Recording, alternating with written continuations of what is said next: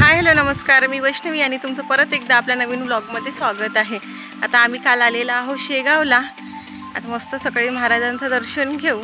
तर चंदनराव लागले आहे नाश्त्यासाठी, म्हणजे नाश्त्याचे कुपन काढायसाठी लाईनमध्ये।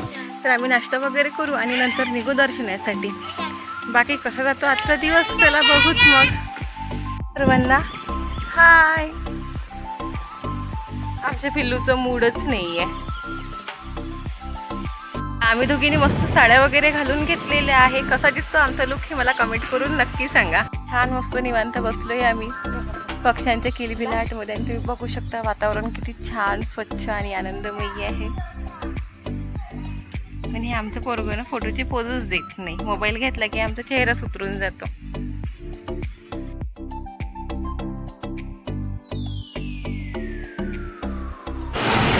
तर बाकी सर्व लाईनमध्ये लागलेले आहे। पिल्लू झोपी आलं होतं त्यामुळे त्याला झोपून द्यायला मी शिशु कक्षमध्ये येऊन थांबली आणि नंतर दर्शन घेतलं। छान मस्त निवांत दर्शन झालं। इतकी गर्दी असूनही दर्शन खरंच खूप छान झालं। नंतर बाहेर आलो, थोडा वेळ बसलो, छान जेवण वगैरे केलं आणि जेवण बघा किती छान। आम्ही दर्शन वगैरे करून आलो। छान अर्धा तास झाला मी दर्शन करून आले, फ्रेश वगैरे झाली, मस्त दर्शन झालं। थोडासा उशीर लागला, म्हणजेच आम्हाला 3 तास लागले, कारण आज संडे आहे आणि काही लोक सुट्ट्यावर सुद्धा आहे। तर शाळा वगैरे लागायच्या आधी लोक दर्शन करून जात आहेत, त्याच्यामुळे खूप गर्दी होती। पण दर्शन खरंच खूप छान झालं आणि खरंच खूप छान वाटलं, खूप खूप म्हणजे खूप छान।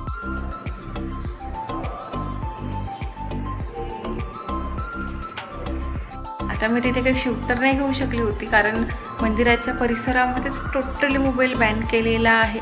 टोटली आधी तरी प्रवेशद्वारापर्यंत म्हणजे अलाउड होतं आणि तिथे फोटोज वगैरे काढू घ्यायचे, म्हणजे बाहेरचं वगैरे परिसरातले आपण काढू शकत होतो। पण आता तर एंट्रीपासूनच मोबाईल स्विच ऑफ पाहिजे, तिथे टोटली बॅन केलं आहे। त्याच्यामुळे मी तिथे काहीच शूट नाही घेऊ शकली। पण खरंच सांगते ना, इतकं छान मन रमतं ना। आणि ज्यांनी शेगाव दर्शन केलं आहे त्यांना तर माहितीच असेल, आणि ज्यांनी नाही केलं ते अवश्य करा। खरंच खूप छान वाटतं, कारण शेगावसारखं स्वच्छ आणि परफेक्ट मॅनेजमेंट असलेलं संस्थान कुठेच नाही आहे। बाकी आम्ही आता विहारमध्ये आहे आणि इथे इतकं शांत वाटतं ना, बिलकुल शांत वातावरण, आजूबाजूनं पक्ष्यांचा आवाज, बस इतकंच खूप मस्त। कुठे जाण्यापेक्षा, कोणत्या नातेवाईकाच्या घरी जाऊन राहण्यापेक्षा इथे येऊन मस्त महाराजांची सेवा करा, 2 दिवस फिरा, आराम करा, दर्शन करा आणि निवांत घरी जा, म्हणजे वर्षभराची चार्जिंग आपली पूर्ण होऊन जाते। बाकी आता आम्ही निघतो पुलगावला। चला तुम्ही पण समोरचा व्लॉग आम्ही डायरेक्ट पुलगाववरून सुरू करू। शेगावच्या मस्त असा कॉफीचा आस्वाद घेऊन आम्ही निघालो घराकडे।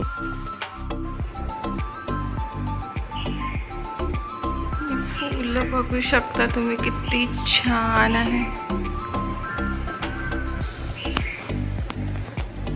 आता पुलगावमध्ये पोचायला आम्हाला जरा उशीरच झाला, मग जेवण आम्ही मस्त बाहेरच करून घेतलं। तर काल आम्हाला यायला उशीरच झाला होता, जवळपास 11 साडे 11 वाजले। आम्ही जेवणही बाहेरूनच करून आलो होतो आणि खूप थकलो होतो, खरंच सांगतो, खूप जास्त थकून गेलो होतो प्रवासामुळे। म्हणून आज दुसऱ्या दिवशी डायरेक्ट व्लॉग सुरू करत आहे। बाकीची मी काही महाराजांची फोटो, बावन्नी, प्रसाद वगैरे घेऊन आली होती, त्याची मी पूजा करून घेतलेली आहे। कारण असं म्हणतात की तुम्ही कुठून तीर्थावरून आला किंवा कोणत्या दर्शनावरून आलात तर दुसऱ्या दिवशी त्याची पूजा करून घ्यावी आणि नंतरच प्रसाद वगैरे सर्वांना द्यावा। तर मग मी हे सर्व करून घेतलेलं आहे। बाकी शेगाव दर्शन खरंच खूप छान झालं, खूप छान। आता माझ्या तर वर्षातून 1-2 वाऱ्या सुरूच असतात। तुम्ही गेले आहे का शेगावला, आणि तुमचा कसा अनुभव आहे शेगावबद्दल किंवा महाराजांबद्दल हे मला कमेंट करून नक्की सांगा।